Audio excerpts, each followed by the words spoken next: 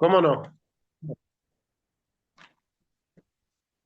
Muy buenas tardes, queridos amigos republicanos. En este día estamos de lujo, en esta tarde, noche estamos estamos siendo honrados. Tenemos un invitado de lujo. Les he traído al canal al profesor Jonathan Ramos. Pues toda la biografía del doctor pues ya es más que conocida, pero hay que presentarlo debidamente. El profesor Ramos es filósofo, es escritor, se define a sí mismo como teólogo amateur, investigador y es profesor universitario en la Universidad Católica de Salta. Em, tiene estudios superiores en la Academia Adventista de San Sebastián y tiene una formación cristiana importante para aquellos que somos conservadores en este canal. Tiene formación cristiana en la parroquia de San Sebastián Mártir. Si no me corrige este profesor, impartió catequesis, pastoral juvenil y también en el altar, ¿correcto? Y Soy este, protestante, sí, yo soy protestante. Sí, sí. sí, sí, sí. Y además ha participado en el proyecto Verano Misionero de las Obras Misionales Pontificias. Yo personalmente, bueno, el profesor Ramos tiene 8 libros publicados, yo son los que ubico. Tenemos las revelaciones filosóficas, la antigüedad en poemas, Marx contra el aborto, la ética para Sofía, pero sobre todo para mí el que es el que yo leí es la crítica de la razón crítica, básico para poder entender la posmodernidad y para escapar, ¿por qué no?, de superar también la modernidad. ¿No es así? Entonces, profesor, ¿cómo está usted? Muy buenas tardes, bienvenido al canal. Buenas noches, Arturo. Muchas gracias por invitarme a tu canal. Muy contento de participar con toda tu audiencia. Y bueno, expectante a ver por dónde vamos a desarrollar este hermoso diálogo. Claro, estaría interesante hacer como es una entrevista. No, generalmente suelo ser una persona muy imprudente y me pongo parlanchín. Voy a evitar hacer eso hoy porque estoy con alguien que sí sabe de a de veras. Entonces voy a aprovechar para preguntarle muchas cosas. Y la primera, que es para que mis compatriotas, mis paisanos mexicanos y algunos argentinos que han de estar en mi canal, conozcan un poco de su trabajo. Profesor, ¿cómo inició sus estudios en filosofía y y cómo ha llegado y cómo se siente hoy en el mundo filosófico, que si bien no es como el fútbol, donde hay cientos de miles de competidores, sí, hay gigantes con los cuales hay que tener cuidado para compararse, y yo pienso que usted es de los grandes filósofos de la Argentina. Entonces, adelante, profesor. Mirá, yo desde pequeño soy un hombre de lectura, fui siempre un niño de lectura. Me gustaba copiar cuentos en un cuaderno. Y bueno, de temprano le sacaba los libros a mi papá. El primer libro de filosofía que le saqué de su biblioteca fue Fragmentos filosóficos o migajas filosóficas de Soren Kierkegaard. Pero el primer libro que leí así entero de filosofía, aunque muy imprudente porque casi no entendía nada, es Ser y Tiempo de Heidegger. En el año 2008 yo ingreso a la carrera de historia y conozco muchos filósofos en la materia de sociología y de ciencias políticas. Vamos estudiando a muchos filósofos y me voy como que me voy compenetrando en esta idea de meterse en el pensamiento de una persona, de un autor, y tratar de dilucidar cómo es que él ve el mundo. Me apasiona eso, me apasiona estar en la mente de alguien y poder contemplar cómo esa persona contempla la vida, el mundo y al hombre.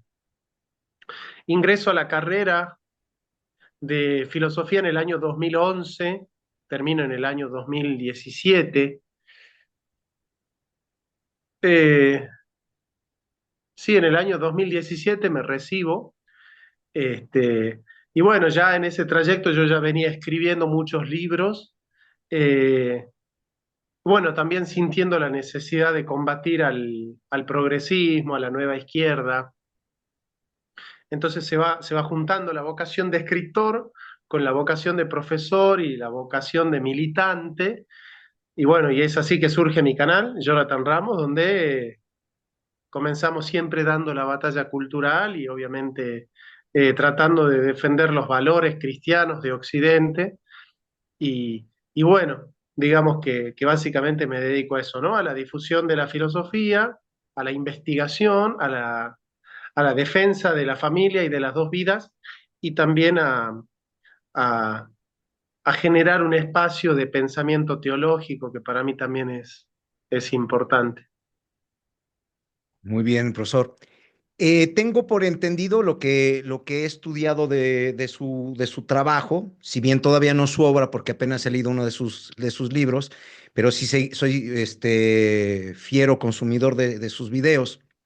Eh, en algún momento fue la principal sorpresa que yo me llevé cuando observé su trabajo y que fue la que me llamó la atención fue el concepto de, que usted lo dijo en un video, muchos, yo soy peronista.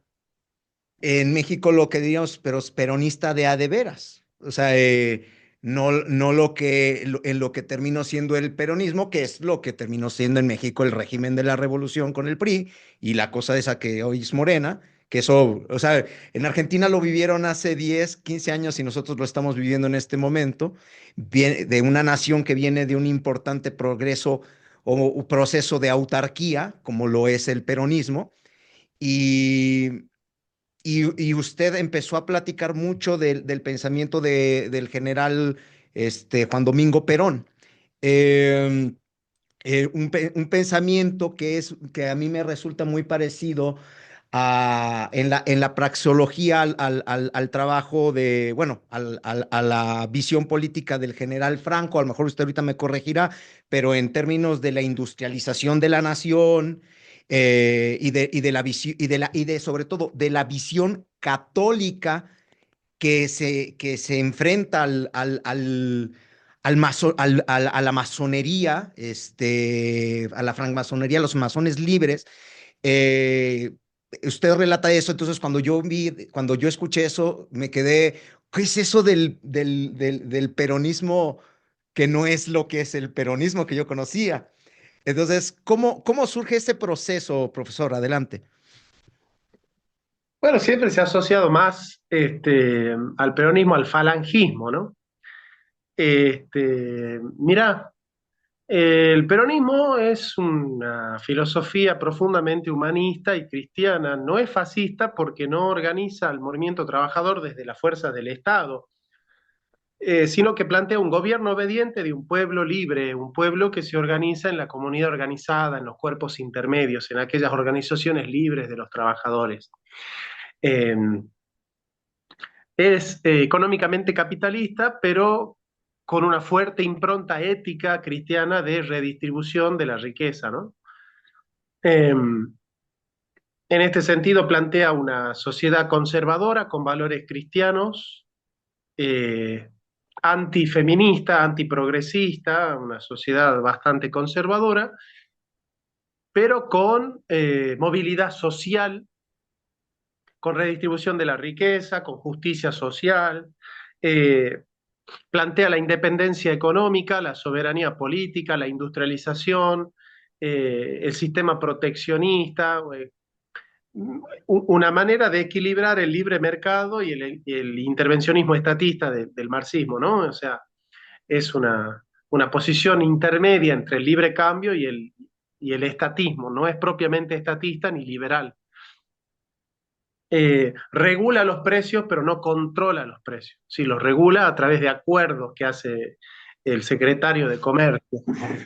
En este sentido, el peronismo es una filosofía criolla, es nacionalista, pero no es un nacionalismo xenófobo, sino que es un nacionalismo de inclusión, un nacionalismo donde se puede dialogar con las patrias hermanas, en esa gran misión que es el continentalismo, ¿no? Esa gran nación hispanoamericana que va de México a la Argentina, somos una sola nación hispanoamericana, ¿no? Los demás, México solo, Argentina sola, son patrias chicas, ¿no? Pero la gran patria, la patria grande, somos nosotros, la gran nación hispanoamericana, que tenemos que tener una cohesión y una fortaleza en contra de los grandes imperialismos que se hicieron grandes a costa del saqueo, ¿no? Es decir, eh, mucha gente piensa que Estados Unidos es como el paradigma del progreso, pero los norteamericanos se hicieron a sí mismos saqueando a la periferia, saqueando a México, le robaron territorios a México, le robaron territorios a Centroamérica, se quedaron con el canal de Panamá, se metieron en la constitución de Cuba, se metieron en el territorio de Nicaragua, de San Salvador, de Honduras, en Guatemala, en el proceso revolucionario. Este, entonces, de alguna u otra manera, nosotros no somos ni yanquis ni marxistas, ese es nuestro lema. Nosotros somos peronistas, no somos ni yanquis ni marxistas. Somos una tercera posición con respecto al marxismo y al liberalismo, y somos conservadores populares. Es decir, no somos conservadores oligárquicos, no bregamos por las clases altas, sino por una comunidad organizada donde hay una sola clase de hombres, los que trabajan, y nosotros gobernamos para el trabajador. Y entendemos por trabajador al burgués y al proletario, todos son trabajadores, no hacemos una distinción de luchas de clases entre la burguesía y el proletariado, sino que entendemos que burgueses y proletarios, ambos son trabajadores y que bregamos por el consenso de clases y no por la lucha de clases, bregamos más bien por la conciliación de clases, que es una de las características del peronismo, ¿no? Estas conclusiones seguramente han llegado muchos hombres antes que nosotros, los presentes, pero me suenan mucho, por ejemplo, a las tesis de Marcelo Gullo en Madre Patria, ¿no? Correcto, Y correcto. Marcelo Julio es peronista. es peronista, por supuesto. Y también veo un poco de Gustavo Bueno, aunque sé que usted no es un gran fan de Gustavo Bueno, pero sí veo un poco ahí podríamos clasificar, yo creo que sí podríamos clasificar al peronismo dentro de la derecha socialista, del sistema del mito de la derecha de Gustavo Bueno. Mm, Fíjese que yo tengo ahí una pregunta muy fuerte. Lo que pasa es que yo creo que el proceso argentino, y usted me podrá decir, en efecto, México, Argentina, todas las naciones hispanoamericanas, nos parecemos mucho a lo que en el pasado, en algún momento, fueron estos islotes, las polis griegas, helénicas, que tenían guerras entre sí, eran los pueblos del mar, pero nunca tuvieron realmente un potencial imperial. En ese sentido, yo no lo puedo ocultar. Yo soy un poco más favorable hacia las tesis imperialistas por mi propia condición, pero desde la perspectiva de la filosofía de la historia, si observamos, ¿qué opina usted de esto? El esplendor helénico no hubiera sucedido sin el martillo de Alejandro Magno, que conquistó toda la Hélade para después, con vocación imperial, ir y conquistar el mundo, ¿no cree este profesor? Mira, el esplendor griego se da antes de Alejandro Magno, ya en la Atenas clásica de Pericles, del siglo V antes de Cristo. Alejandro Magno es del cuarto antes de Cristo. Es correcto. Pero el esplendor de Atenas se da en el siglo V antes de Cristo. Nosotros tenemos Solón, Dracón, Hipías y Parco, Pisistratos, Pisistratidas y Pericles, ¿no? Esa es la sucesión de gobernantes griegos. Y ya con Pericles se da el siglo de oro de la Grecia con la democracia, el esplendor de la filosofía. Platón nace en el 427 a.C. y el modelo de ciudades-estado se da propiamente en las colonias griegas, pero sobre todo en Mesopotamia, en la antigua Mesopotamia, Eridu, Lagash, Ok. Nippur, Ur. Son ciudades que van conviviendo pacíficamente. Por eso nosotros somos nacionalistas de inclusión. Creemos en la convivencia pacífica. Nosotros decimos que el nacionalismo no tiene que construir muros, sino puentes. Es decir, para nosotros la Argentina es de los argentinos, pero los argentinos tenemos la vocación de diálogo, de apertura, de solidaridad, de subsidiariedad con otros países hermanos, ¿no? Entonces, por eso decimos, hay que construir puentes y no muros. Es decir, no es un nacionalismo xenófobo. Vos pensás que el nacionalismo europeo se hace Inglaterra en contra de Francia, Francia en contra Sí. de España, España en contra de Italia, Italia en contra de Portugal, Portugal en contra de Alemania, Alemania en contra de Inglaterra. Es decir, la guerra de los 30 años, el chauvinismo, son nacionalismos de exclusión. Nosotros no creemos en la Argentina en contra de Bolivia, la Argentina con Bolivia, la Argentina con Chile. Es decir, creemos en la hermandad hispanoamericana, creemos en la gran patria grande, por eso nosotros creemos que México sea la cabeza de Hispanoamérica y no el patio trasero de los Estados Unidos. Es muy interesante eso, aunque, insisto, sobre ese punto, profesor, nuestros países surgen de un proceso de ruptura,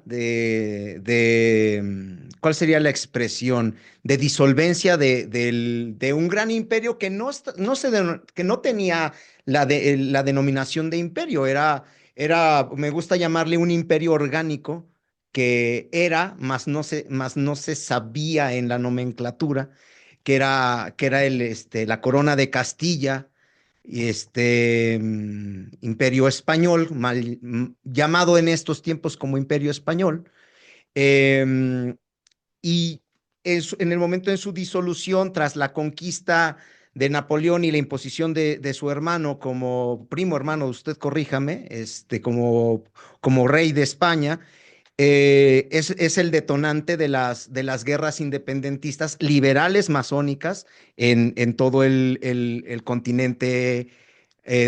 en la América española, en la América hispana. Eh, entonces, nuestros pueblos nacen divididos y huérfanos. Es una condición histórica y los pueblos que más o menos les fue bien, que fue, por ejemplo, la Argentina, México, Colombia, Venezuela, ¿por qué no en su momento? Brasil, que aunque Brasil no formaba parte del Imperio Español ni del Virreinato, estos pueblos nacen huérfanos y estos que acabo de mencionar fueron los que tuvimos suerte de que de alguna forma construimos alguna especie de suerte de nacionalismo. Pero podríamos compararnos, pero como diría un maestro que tuve, ¿comparado con quién? Porque si observamos Honduras, Salvador y hacemos las comparaciones, pues son estados, literal, son estados construidos por la CIA.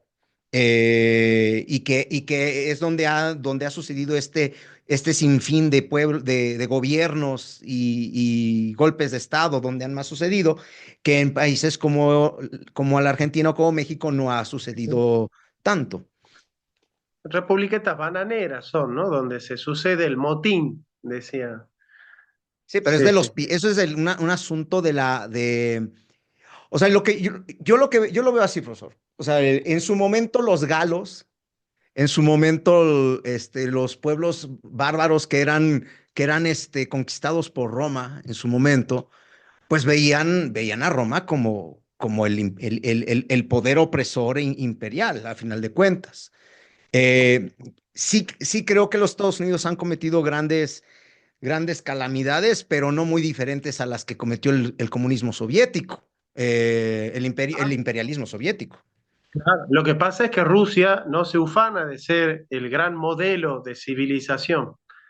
Es decir, nosotros cuando hablamos, yo te pregunto, ¿cuál es el gran modelo civilizatorio? Y todo el mundo dice, nosotros queremos ser como los Estados Unidos. Y justamente develar esa trama es mostrar que los Estados Unidos son así porque saquearon a la periferia, no porque ellos son más inteligentes, más buenos y más trabajadores. Son Bueno, ladrones, son piratas, son asesinos. hay una lógica imperial, el destino manifiesto. Yo aquí sí me ascribo un poco a las tesis del materialismo político de Santiago Armesilla, ¿no? O sea, es dialéctica de imperios. Entonces, en efectos prácticos, pues el fuerte se impone y el débil cede. Pero pues es la propia naturaleza de los gobiernos, de los estados. No, no, está equivocado Armesilla ahí porque en el momento de más esplendor del Imperio Español, donde había vencido en el Tratado de Tordesillas a Portugal, el Imperio Español llama a filósofos y a teólogos y juristas para que examinen si lo que el Imperio Romano estaba haciendo era correcto o incorrecto, si era ético o no, que se llama los debates de Salamanca. Entonces, en los debates de Salamanca, el imperio español es el que Sí. convoca a los filósofos para que juzguen si su proceder es bueno o no, si su proceder es humano o no. No lo hace por iniciativa de los dominados, por iniciativa de los doblegados. Es su propia iniciativa proceder cristianamente en el esplendor de su poder, no en el ocaso de su poder.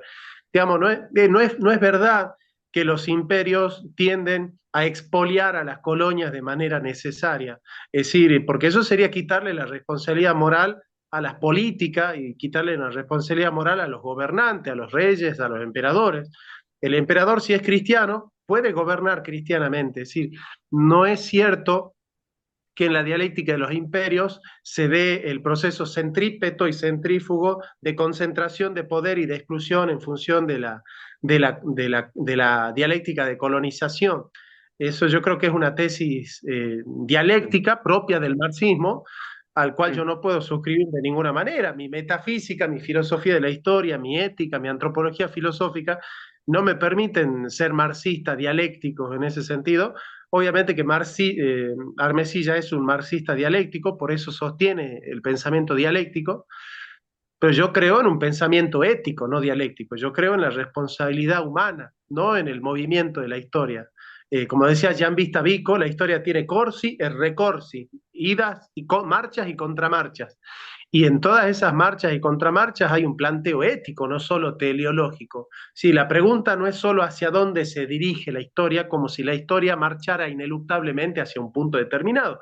La pregunta central es la humana, la ética, hacia dónde deberíamos dirigirla la historia, porque somos nosotros los que hacemos la historia. ¿Te das cuenta? Entonces, Ay, no hay ay. un movimiento, no hay un movimiento dialéctico, hay un movimiento humano, es el hombre el que hace la historia con la ética cristiana o con otra ética, con la ética materialista, con la ética individualista, con la ética liberal, pero son los hombres los que hacen la historia. Ahí hay un escritor mexicano que a lo mejor lo ubica usted, se llama Juan Miguel Zunzunegui. Es historiador en general, creo que tiene un máster en marxismo, en materialismo histórico. Y él tiene un concepto muy interesante que a mí me gusta mucho, aunque mi mentor ya me dijo que está equivocado, pero me parece muy interesante. Zunzunegui dice que la historia tiene una inercia, que es una fuerza, como la gravedad, eh, y que, y que las cosas van a suceder, no importa quiénes sean las caras, quiénes sean los personajes, las cosas están destinadas a suceder por inercia histórica, por movimientos políticos e históricos. Esa tesis me parece alentadora porque a mí me desagrada mucho esta creencia mecanicista de Marx, eh, que yo aprendí la poca filosofía que sé, la aprendí con Marx, porque era lo que pude entender, porque al igual que usted empecé queriendo leer la fenomenología del espíritu, no entendí nada, entonces tuve que irme a algo más claro y así aprendí un poco de filosofía, empecé con Marx. Y es muy mecanicista esto de que la lucha de clases es el motor de la historia, ¿no? Entonces yo me quedé, pero pues, las clases sociales es un invento moderno, o sea, había estamentos antes, pero clases no. Entonces, ¿qué opina usted de esto de la inercia de la historia? Mira, ciertamente hay ciertas inercias en la historia. El filósofo y historiador Fernand Braudel, fundador de la Escuela de los Anales, junto con Marc Bloch, habla de tiempos cortos, tiempos medios y tiempos largos, ¿no? Los tiempos cortos son los tiempos de la coyuntura política, los tiempos largos son los tiempos de las mentalidades y los tiempos medios son los tiempos de la economía. Eh, en las mentalidades hay una inercia, pero no hay nada que el hombre no pueda cambiar, que no pueda gestar. Ese pensamiento mecanicista es propio del marxismo, ¿no? Sartre dice en el prólogo de Los condenados de la tierra de Fanon, dice Eh, ¿Qué puede hacer un mercenario en contra de un joven revolucionario? El mundo marcha hacia el socialismo y esto es inevitable. Guevara dice en Crear dos, tres, muchos Vietnam, dice, el mundo marcha hacia el socialismo, los verdugos a lo único que pueden apelar es a retrasar su proceso. Esta idea de que el iluminado, el que pertenece a la vanguardia iluminada, al foco guerrillero, está en posesión de las leyes de la historia y es un profeta que conoce hacia dónde se dirige la historia, ¿no? Entonces, desde ahí se crea una vanguardia iluminada que desde el altar de la vanguardia dicta los procedimientos a seguir a la masa de los trabajadores, ¿no? Yo soy alguien humanista, yo creo en el hombre, en la praxis humana. No creo que la historia marche indefectiblemente a ningún lado. Creo que nosotros podemos dirigir a la historia donde sea, porque el movimiento de la historia no es necesario, sino azaroso. Puede pasar una cosa, puede pasar la otra, ¿no? Es bastante contingente la historia. La muerte de un personaje importante de la historia puede cambiar el curso de la historia. Sí, amigo. Avanzando en estos sentidos, profesor, evidentemente ahí hay una posición en las cuales no podemos llegar. Yo lo dije desde un principio, ¿no? Si bien yo simpatizo con el concepto de los pueblos hispanos y me alegra el corazón platicar de esas cosas. No obstante, yo vivo en un país en el cual pues no sabemos qué es peor, traicionar con el americano o traicionar con el terrorista que cuelga gente en puentes y que mata a su hermano por unas monedas, ¿no? Y que lo destaza y lo sume en ácido, porque son las cosas que se viven en mi país. Y pues también desde esa perspectiva, ya hay una hermanación, porque ha emigrado el 25% de nuestra población y ha florecido en los Estados Unidos. Toda la frontera ya se habla español, comen tortilla. Este, por ahí decían el Make America Mexico Again, ¿no? Y yo no lo puedo ocultar, o sea, yo soy parte de un movimiento político que estamos buscando poner orden en México, porque lo que ya no hay en México es orden. Entonces, ahí no podemos ocultar la verdad, profesor. Entonces, yo quiero avanzar a esta pregunta, que creo que es lo que me gustaría saber, ¿qué opina usted de este combate del Trump? No sé si usted ha escuchado este concepto del Trump metafórico como cara de un proyecto que hoy está luchando, que trata por abandonar Europa y que la Europa germanista que ha vivido de América, que ha vivido de nosotros, de toda la América, de la Sí. India. En ese sentido, pues nosotros estamos del lado del Trump metafórico, del nuevo aislacionismo, del nuevo nacionalismo industrialista. Lo que pasa es que el nacionalismo de Trump es un nacionalismo chauvinista, xenófobo. Sí, Trump lo que busca es fortalecer a Estados Unidos, pero sin crear lazos de solidaridad con ningún otro país. Es decir, él solo piensa en los Estados Unidos. El nacionalismo peronista es un nacionalismo de inclusión, donde el crecimiento de la Argentina es también el crecimiento de las otras patrias chicas. Yo he visto el discurso de Trump en su inauguración, en el discurso de asunción presidencial, y él dice, Estados Unidos no necesita a Latinoamérica, a Sudamérica. Sudamérica necesita a los Estados Unidos. Y eso no tiene nada que ver con la historia. Si vos le quitas a Estados Unidos lo que le robó a México, lo que le robó a Nicaragua, le robó, ¿no? Le robó, le saqueó, le robó a México, le robó tierras a México. Todo Texas le robó a México. Le robó a Nicaragua, le robó a Honduras, le robó a Salvador. Si vos le quitas todas las colonias que tuvo en el siglo XX con el Plan Cóndor, la doctrina Drago, la doctrina Monroe, el Plan Marshall, que también tenía que ver con intervenir económicamente en Europa, lo que estabas hablando vos. Y todas las intervenciones que tuvo, por ejemplo, el cololario Roosevelt, donde se apropiaron de la Constitución de Cuba. Estados Unidos puso sus intereses primero en la Constitución de Cuba, hermano. Entonces, que venga un yanqui a decirme a mí que los Estados Unidos no necesitan a Latinoamérica, cuando Estados Unidos es grande por haber robado a Latinoamérica siempre, este, por de pronto es un poquito, ¿cómo te puedo decir? Es un poquito ultrajante históricamente que una nación que se hizo saqueando y robando, no trabajando, ¿no? Saqueando y robando, lo heredaron de los piratas, porque los norteamericanos heredaron ese contrato imperialista que les venía de los puritanos y de aquellos que fundaron en el Mayflower a los Estados Unidos, ¿no? Ese imperialismo protestante del cual yo estoy bastante avergonzado. Entonces, de ningún modo yo puedo pretender que, que alguien que considera que Latinoamérica es el patio trasero de los intereses de los Estados Unidos, va a progresar desde esa línea, ¿no? Así que yo, entre Trump y los demócratas, me quedo con Trump. Es decir, si no hay otra opción que Trump y los demócratas, Trump es mejor que los demócratas.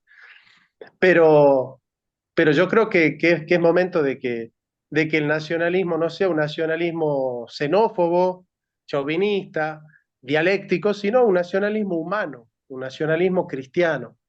Y bueno, y esos son los valores que a mí me gustan, ¿no? Por eso yo creo en la solidaridad, en la subsidiariedad, en la complementariedad. No creo en la lucha de clases, no creo en la competencia, creo en la colaboración, en la solidaridad, en la hermandad, en la unión, en la paz, no en la guerra.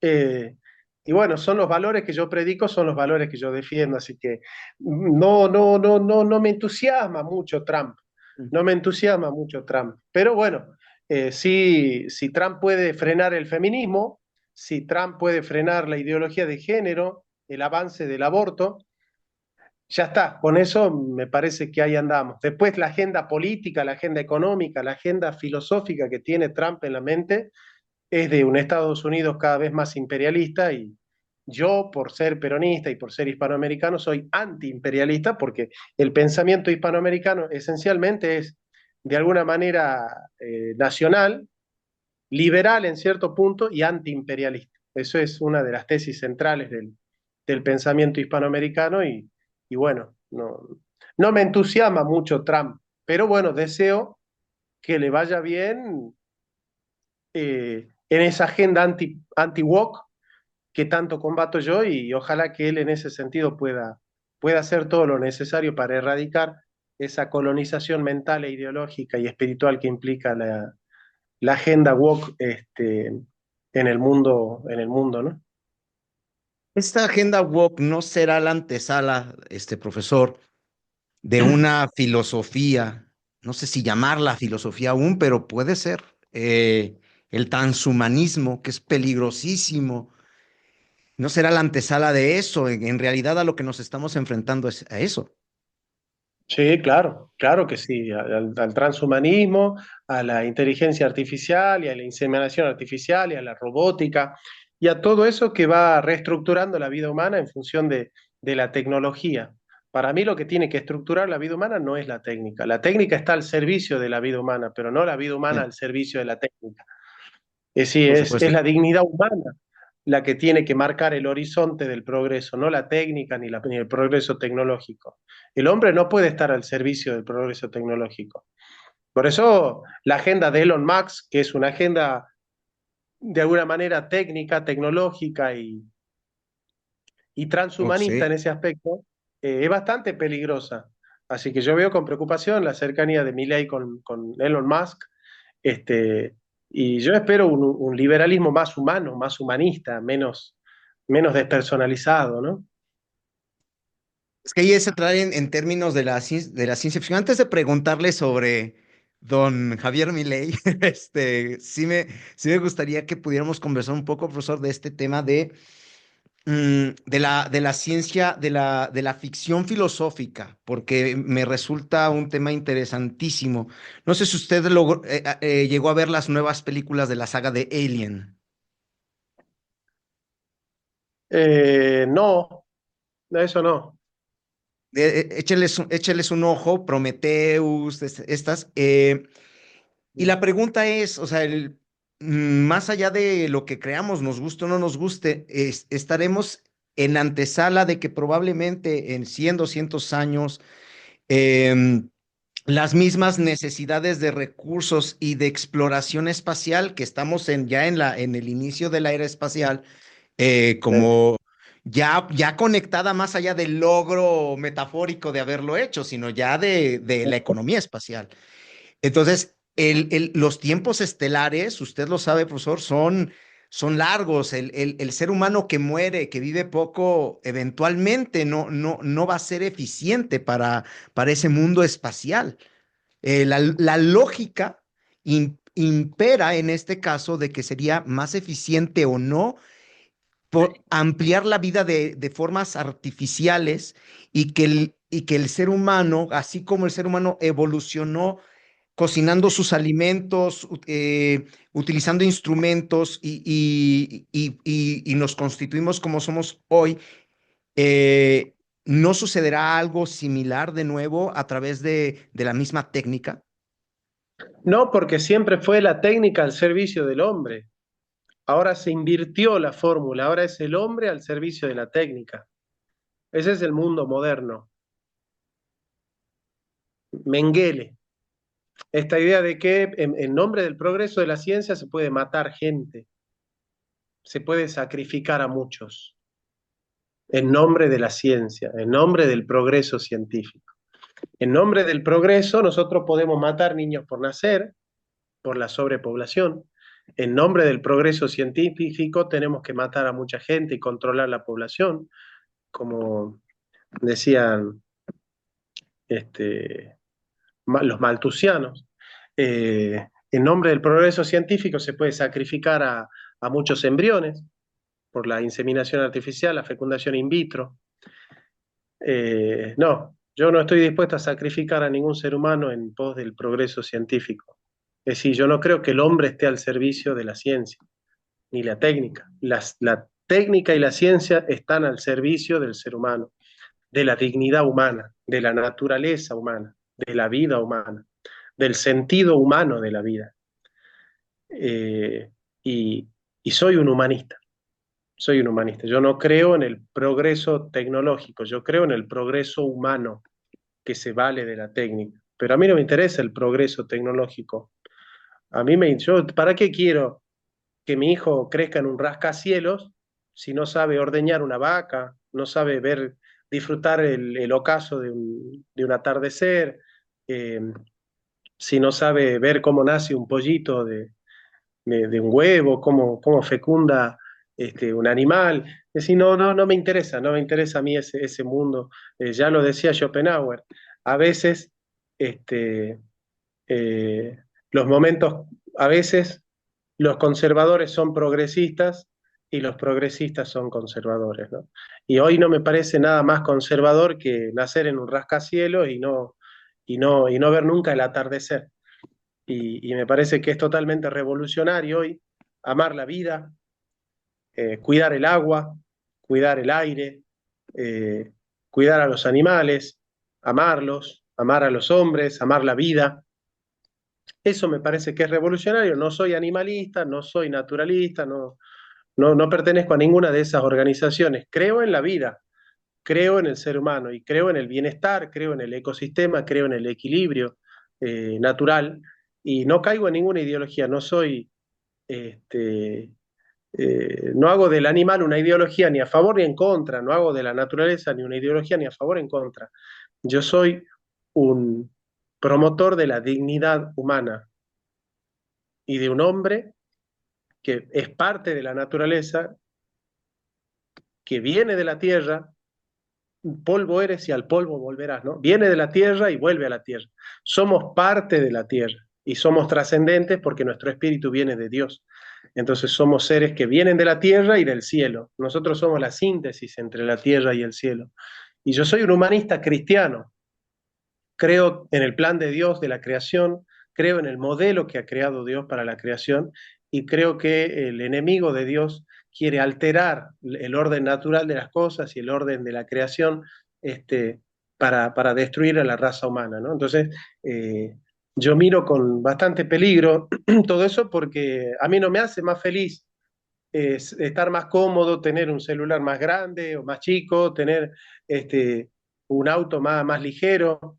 Eso no me hace feliz. Lo que me hace feliz es que no reine la prostitución, que no reine el abuso infantil, que no reine la droga, que no reine la pornografía, que no reine el alcohol, que no reine la violencia, que no reine las guerras, que no reine la deshumanización, que no reine la muerte de los niños por nacer. Esas son las cosas que a mí me... Ese es el progreso que a mí me interesa, es el progreso moral de la vida humana. Y creo que si tenemos más o menos televisores, si me tiene sin cuidado, ¿no? Es eso lo que a mí me preocupa. Profesor, una pregunta. Yo creo que se la han hecho muchas veces, yo nunca la he escuchado, que se la hayan hecho en algún video, pero seguro se lo han preguntado miles de veces. Yo cuando lo escucho hablar, yo escucho a un romano, a un auténtico romano clásico, católico. Para mí cuando yo cuando yo vi que usted era protestante, me quedé, no, ¿cómo? Este hombre no puede ser protestante porque no tengo una mala impresión de nadie, sino que como católico estoy acostumbrado a que nos dicen que no leemos el libro, ¿no? Que solamente practicamos lo que nos dicen. Ahí eso me recuerda a una conversación que usted tuvo con algún otro filósofo en la que hablaba del querigma y la doxa. Si me pudiera Sí. ilustrar sobre eso, profesor. Y mira, el cristianismo tiene una cosmovisión muy clara, un patrón muy claro de principios y valores. El principio de autoridad, el principio de la paz, el principio del buen vivir, el principio de la convivencia, el principio de la solidaridad, el principio de la subsidiariedad, el principio de la autoridad, el principio de la jerarquía. Son principios que constituyen la vida humana. Entonces, el mensaje originario de Jesucristo es un mensaje donde hay jerarquías, ¿sí? Donde hay gente que tiene autoridad para enseñar el Evangelio, hay gente que tiene autoridad para enseñar, eso lo enseña el capítulo 13 de los Romanos, pero que la autoridad del gobernante implica la responsabilidad de dignificar al gobernado, de humanizarlo, de elevarlo hacia la contemplación de Dios en armonía con la naturaleza y con un bienestar que le permita desarrollarse felizmente, ¿no? Entonces, esto parece romántico, parece quiche. Yo debatí con Hermesilla sobre esto y bueno, él predica mucho la realpolitik, ¿no? Las cosas tal como se dan, no, Porque no ahora plantea. Rencilla ya es católico, un marxista católico. ¿No? Ah, pero él es católico en sentido cultural, no es Ajá. religiosamente católico. Claro. Sí, ok, ok. Ahora sí, profesor. Suelte, ustedes lo están viviendo en este momento. Javier Milei, la locura de Milei. Cuénteme todo lo que tenga en mente. Mirá, yo lo conozco un poco a Javier, no mucho, no mucho.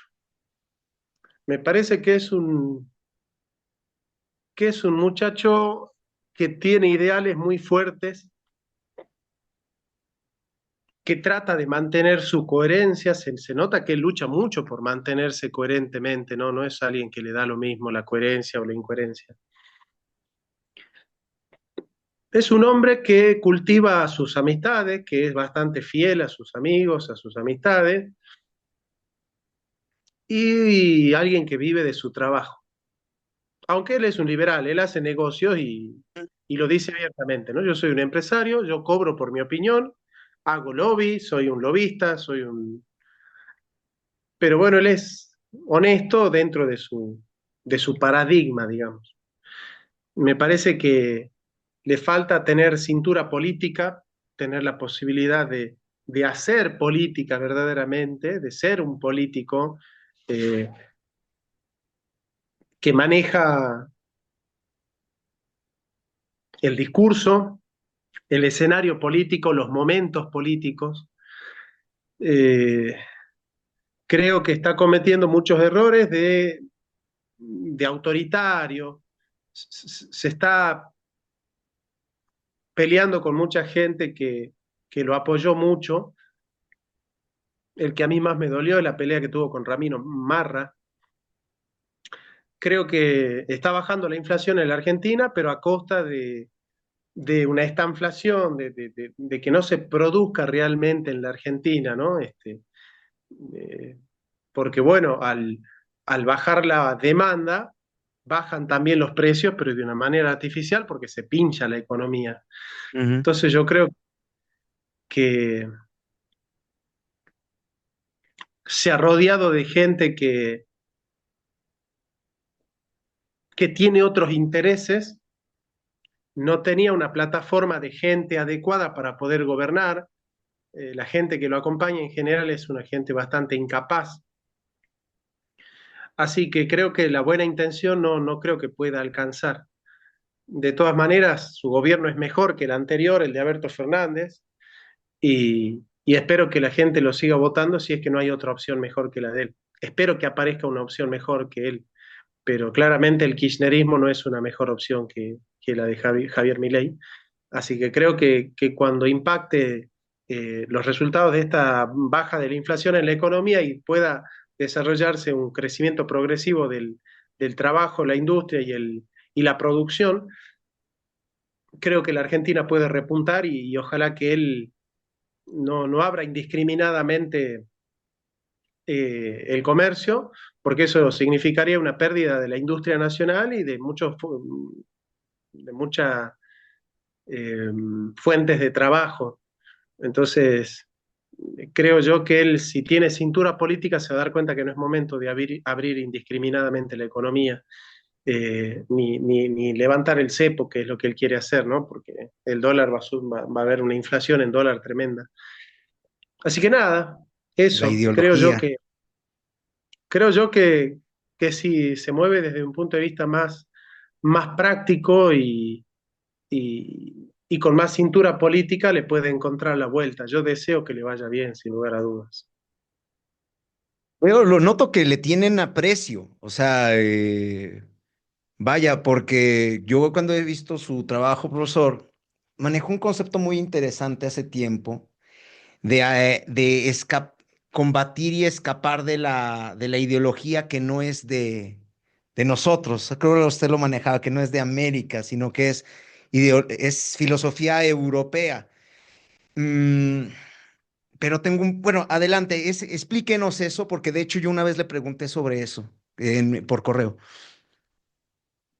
Bueno, Perón en su modelo para un proyecto nacional, él dice, la filosofía de los argentinos se descubre en la Argentina. Yo no la traigo de Inglaterra. ¿Por qué? Porque solo el argentino conoce el ser argentino, la manera de ser del argentino. Y el argentino no es un desalmado, no es un pirata desalmado.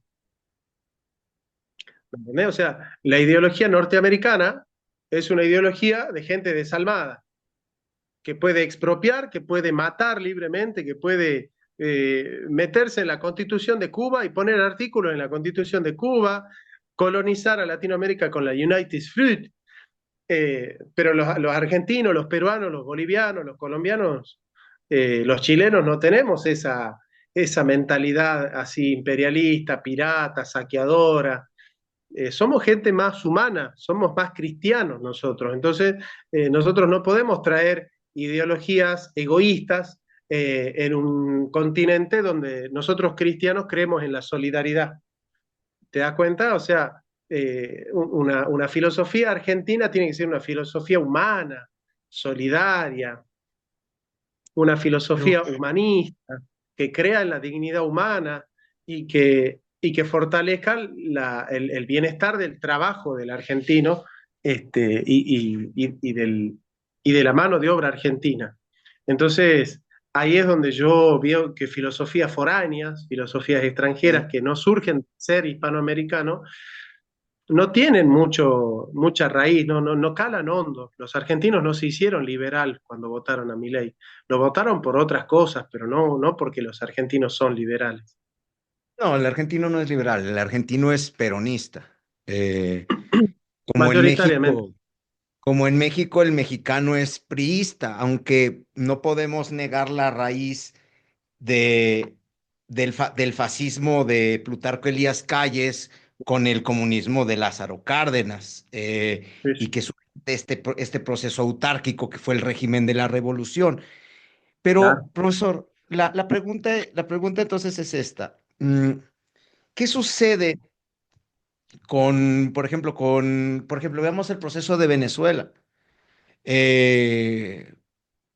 O sea, a mí me causa mucho ruido, por ejemplo, cuando aparece este tipo, el espía ruso, este Daniel Stulin, eh, hablando todo el tiempo de que él estaba llevando, queriendo crear como espía, ex espía ruso dentro de Venezuela, que él trabajó con Maduro, bueno, con Maduro, con Chávez y con no sé quién para construir, el proyecto de la Gran Colombia.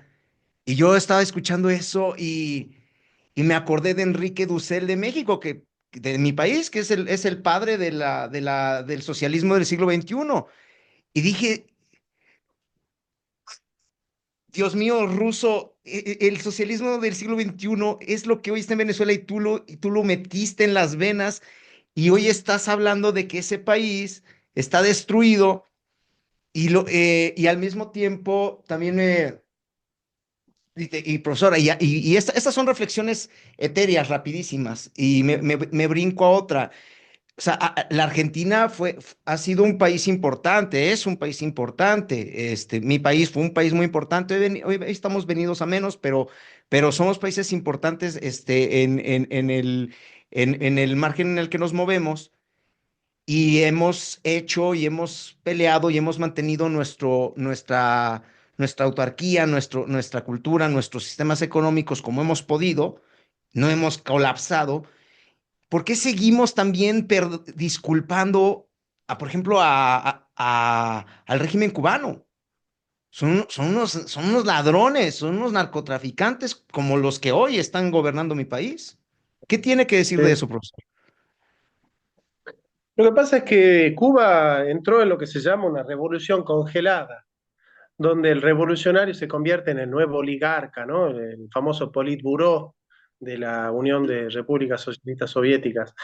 Me parece que estaba dado. Yo creo que cuando Castro traiciona a Guevara, vio que Guevara le dice voy a hacer el foco en Bolivia, e iba a Bolivia, no era como Filmenich en la Argentina, que era de los montoneros, que decía hay que hacer el foco en Bolivia, pero lo hacía desde Madrid, ¿no? No, Guevara era un tipo que ponía la cara. Y yo creo que cuando Castro traiciona a Guevara tiene que ver también con esto, ¿no? Con estratificar una nueva oligarquía en Cuba, lo mismo hicieron en Venezuela, y se congela una revolución, ¿no? La revolución, y lo dijo el mismo Trotsky cuando viajó a México exiliado por la persecución que estaba haciendo Stalin, que lo mandó a matar a Trotsky. Creo que Cárdenas es el que lo Sí, recibe a... No, sí, creo que Cárdenas es el que sí. lo hospeda a Trotsky. Tiene que ver con esta idea de que las revoluciones socialistas tienen como preámbulo revoluciones nacionales, ¿no? Y las revoluciones nacionales justamente se dan en contra de los pensamientos estratificados de la oligarquía, ¿no? Porque las revoluciones son algo constante. Ningún revolucionario puede quedarse en el poder 40 años. Esa no es una Oh, revolución. ya no es revolucionario. Por supuesto que no. Se convirtió en el nuevo conservador, en la nueva oligarquía. Milei le diría la nueva casta política. Así que, no, yo creo que Cuba fue, la Cuba de Ernesto Guevara fue revolucionaria. La Cuba de Ernesto Castro, la Cuba perdón, de Fidel De Castro, Fidel Castro. Ujú. de Fidel Castro y ahora de Raúl Castro es profundamente oligárquica y conservadora. No es revolucionaria. En términos Venezuela no marxistas, es reaccionaria, profundamente reaccionaria, ¿no? reaccionaria, reaccionaria y bonapartista. Ortega Bonaparte, ¿eh? ahí siempre me impresionan cuando me sacan, no entiendo nada. Explíqueme, ¿por qué bonapartista? Claro, porque ellos no están a favor de la lucha de clases. Ellos buscan una conciliación de clases donde el líder bonapartista, el líder demagógico y populista, se pone por encima de la lucha de clases bajo sus intereses mezquinos. No hay una revolución donde se intenta hacer una reforma agraria. No hubo una reforma agraria. En Venezuela no hubo una reforma agraria. Eh, en, en Cuba tampoco. En el único país donde hubo una reforma agraria interesante o algo parecido que la doctrina social de la Iglesia le llama la difusión de la propiedad es en Guatemala. En Guatemala se dio la difusión con, ya me voy a acordar el presidente, eh, se dio la difusión de la propiedad. Y yo creo que ahí está un poco lo revolucionario, que es cambiar la estructura de la propiedad de la tierra. Acá en la Argentina, la propiedad de la tierra de los oligarcas de la Pampa Húmeda se hicieron a través del saqueo y de la muerte de los indios de la Patagonia, en la Patagonia rebelde que escribió Osvaldo Bayer. Sí, no son estructuras legítimas de poder, son sociedades latifundistas. En Bolivia se dio un paso del latifundio al minifundio, pero los bonapartistas no creen en cambiar la estructura social del país. Lo que quieren hacer es ubicarse en el lugar en el que antes estaba la burguesía o la oligarquía. Por eso son conservadores, no son revolucionarios. Profesor, ¿usted no cree que se puede estudiar a las sociedades a partir, como si fueran el símil de cuerpos biológicos, pero estos Ah, sí, leviatanes, ¿no? sí, Y, claro. y entonces sí podríamos decir, por ejemplo, o sea, ya hay clasificaciones, por eso me gusta mucho Gustavo Bueno, la estructura de Gustavo Bueno para de cómo se constituyen los poderes de un Estado es fascinante, la capa basal, como si fuera un cerebro, ¿no? Sí. Este, me parece muy bonito y me llama mucho la atención. Y en ese sentido, si yo observo que ¿cómo sucede? Y eso es lo que quiero llegar. ¿Cómo sucede en la Edad Media el paso del cambio del modo de producción feudal al modo de producción capitalista? Empieza a suceder a través de la apropiación de tierra, que era, pues, si bien no era comunal, pero sí tenía, no recuerdo los términos, pero tiene un arraigo porque es propiedad del Lord, pero el Lord tiene un compromiso, el landlord, el señor, tiene un compromiso, que se lo pasa el rey a partir del Estado, está conectado con lo divino para proteger a los grupos que viven dentro de su, este, de su espacio de control político, por decirlo así de una forma. Y entonces, cuando los burgueses empiezan a adquirir la propiedad en primeras etapas y posteriormente ya estamos hablando de extracción o más bien de apropiación muy dura. Eso también pasa en México con la revolución con el porfiriato. Y usted acaba de describir eso, ¿no? Bueno, vos fijate que los liberales lo primero que hacen es derogar la ley de cereales, donde los landlords eran los que ponían el precio de los cereales y bueno, y el precio era caro. Y acordate que Marx dice, el precio del salario de un proletario es lo que cuesta mantenerlo vivo. Entonces, por eso Adam Smith, que es uno de los ideólogos, dice, siempre será buen principio de todo padre de familia comprar más barato afuera aquello que le sale más caro comprarlo acá adentro. Entonces, el contrato de libre cambio implica derogar la ley de cereales con las cuales se destruye la oligarquía, porque la oligarquía vive de principios feudales, porque vive de qué? De la tierra no se amortiza, el alquiler de la tierra no se amortiza, no pierde valor con el tiempo. Entonces, el oligarca no necesita poner a trabajar su capital en el país. Entonces, viven de la renta de la tierra. Y eso es lo propio del feudal y del landlord, ¿no? O sea, renta la tierra para que venga el siervo de la gleba, la trabaje, produzca valor y pueda vender. Pero la oligarquía se queda con el 20, el 30 o el 35% de lo que vende el pool de siembra. Y eso implica aumentar el precio de la comida. Y cuando aumenta el precio de la comida, aumentan todos los precios, porque todos los precios dependen de cómo está la comida y y el transporte. Entonces, ningún país pudo progresar si antes no le puso un freno a la oligarquía. Y eso fue lo que hizo Estados Unidos para progresar económicamente. Pues es lo que creo que tenemos que hacer, nosotros también, ¿no? Obviamente, claro que sí. La burguesía debe combatir a la oligarquía para poder progresar. Ah, bien. Qué bonito, profesor. Profesor Jonathan Ramos, ¿cómo lo encontramos en sus redes sociales? Jonathan Ramos, filósofo en Instagram, en mi canal de YouTube, Jonathan Ramos. Así que ahí estamos y bueno, siempre transmitiendo. Ahora estoy dando un curso de filosofía medieval gratis, así que ya voy 7, 8 clases de filosofía medieval. Yo le entro. Cuente conmigo. Si hay contribución, yo le entro, profesor. Pues sigan al Muchas profesor gracias. Jonathan, amigos. Voy a poner sus redes aquí en la descripción del video. Profesor, le agradezco profundamente que me haya honrado con su presencia en nuestro canal y espero que pronto podamos tener otra plática. Estamos para servirte, amigo. Muchas gracias y disfrute mucho la entrevista, así que Dios te bendiga. Gracias.